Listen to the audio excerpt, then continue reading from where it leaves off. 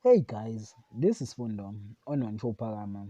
Tonight on Imbewu, Zagiti and Mzwandile are stuck on the couch, and Zagiti apologized to Mzwandile about the earlier for disappointing him.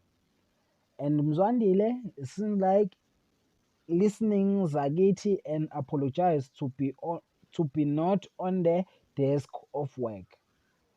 While Kanyo make sure that Mzwandile is okay, he call him and support him to work hard on the job.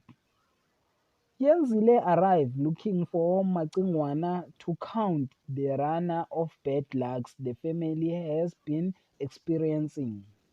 While Mandisa possessed as a head hunting and interview Makosazana, then spake her coffee and adult her. And Mandisa wants to know who killed her father. And Makosazana tell Mandisa that her father killed by her mother.